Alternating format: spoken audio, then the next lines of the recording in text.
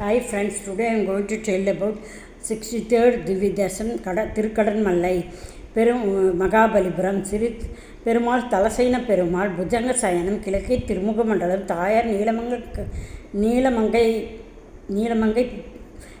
நாச்சியார் விமானம் அனந்த விமானம்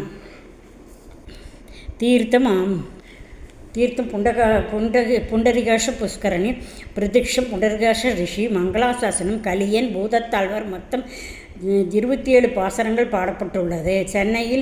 சென்னையிலிருந்து 58 கிலோமீட்டர் தொலைவில் உள்ளது. சென்றேம் என்றால் பழைய காலத்து ஊர் திருக்கடன்மல்லை மாமல்லிபுரம் என்று சொல்கிறோம். பூதத்தாழ்வார் சிறு அவதார ஸ்தலம். ஏற்கனவே பொய்கையாழ்வார் அவதார ஸ்தலம் காஞ்சிபுரத்தில் திருவெண்காசிபுரத்தில் பார்த்தோம். பூதத்தாழ்வாருடைய அவதார ஸ்தலம் திருக்கடன்மல்லை. முதல் ஆழ்வார் பொய்கையாழ்வார், இரண்டாவது ஆழ்வார் பூதத்தாழ்வார். திருமங்கை ஆழ்வார்களால் மங்களாசனம் செய்யப்பட்ட திவ்ய தேசம் 7 கோவில்கள் முன்னாடி இருந்தது. சின்ன குழந்தைகள் முதல் வெளியூருக்கு போக வேண்டும் என்றால் மகாபலிபுரம் தான். இந்த கோயிலுக்கல்ல, கடற்கரை நன்றாக இருக்கும், அர்ஜுனன் தவம் செய்திடம் நன்றாக இருக்கும் என்று கேட்பார்கள். 7 கோபுரம் இருந்ததால் எல்லாம் அப்படியே கடல் அரித்து கொண்டு சென்றுவிட்டு இன்று ஒரே ஒரு கோபுரத்தோடு பெருமாள் எழுந்திருக்கிறார். இந்த பெருமாளுக்கு ஸ்தலசைன பெருமாள் ஸ்தலத்தில் சயனித்து ஆதிசேஷன் படுக்கை கிடையாது. புண்டரிகாஷ ரிஷி என்ற மகரிஷி தாமரை புஷ்பங்களால் கொண்டு திருப்பார்கடலில் எம்பெருமான் பள்ளி கொண்ட கோலத்தை வழிபட வேண்டும் என்று ஒரு கூட நிறைய பூக்களை பறித்து கொண்டு கிழக்கை நோக்கி செல்லுகையில் சமுத்திரம் வழியாக அடைத்து கொண்டிருப்பதாக பார்த்து பக்தி மேலிட்டனால் சமுத்திரத்தை எல்லாம் 2 கைகளால்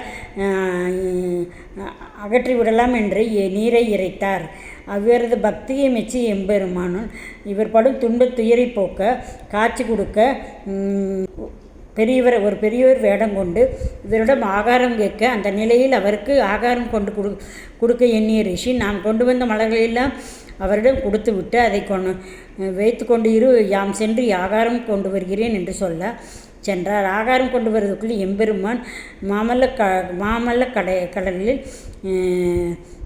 கடலில் ரிஷிகளால் கொண்டு வர பூக்களை எல்லாம் ரிஷிகளால் கொண்டு வர பூக்களை எல்லாம் சூடிக்கொண்டு ஆதிசேஷன் மேல் சயனத்தின் திருக்கோலத்தில் சேவை சாய்க்கிறார். இது கண்ட பேரானந்தமுற்ற ரிஷி எம்பெருமான் பாதங்களுக்கு பக்கத்தில் பாக்கியம் தமக்கு வேண்டுமென்று கேட்க பெருமாளும் அவ்வாறே அருளினார். இவ்விதமையால் தலசைன பெருமாள் என்று திருநாமம் உண்டாயிற்று. வெறுங்கையில் ஆதிசேஷன் மீது எம்பெருமான் சயனித்திருக்கார். புண்டரிகாஷ மகரிஷி கைகூப்பி வண்ணம் அருகில் இருக்கிறார். தலசைன பெருமாள் சலஸ்தன பெண் இடதுகை அஸ்தன ஹஸ்தம் என்று கைகூப்பிடுவது போலும் 4 கைகளோடு வலதுகை ஆசீர்வாதம் செய்யும் பாகத்தில் படுக்கையில் அழுத்தமாக வைத்துக்கொண்டு திருவலந்தை நேர் பின்புறம் போனால் எழுந்திருக்கிறார். பூதத்தாழ்வார் திருமங்கையாழ்வாரோடு பாசரம் பெற்று சயனித்து கொண்டிருக்கிறார். எம்பெருமான் சயனித்து பெருமாள் புஜங்க சயனம் கிழக்கே நோக்கி திருமுக மண்டலம். உற்சவர் நின்ற தாயார், உற்சவர் நீலமங்கை தாயார், தனிக்கோலம் நாச்சியார், புஷ்கரணி கிஷ்கா புஷ்கரணி, அனந்த புஷ்கரணி, கருட நதி. இந்த ஊருக்கு சென்றால் பூதத்தாழ்வருடைய அவதார ஸ்தலம் தரிசனம் செய்யலாம். தனியாக இடம் இருக்கிறது. பொய்கையாழ்வார் காஞ்சிபுரத்தில் திருவெண்காசத்தில் போனால் தரிசனம் செய்யலாம். பூதத்தாழ்வாருடைய ஸ்தலம் இந்த தருத்தலத்தில் தரிசனம் செய்யலாம். மகாபலிபுரத்தில் கடல்மலை மங்கையாக ஸ்தலசைன பெருமாளாக நமக்கு அருள்பார்க்கிறோம். நாமும் மகாபலிபுரம் சென்று இப்பெருமாளை தரிசனம் செய்யலாம். Okay friends, bye. Please subscribe by channel. Okay, bye.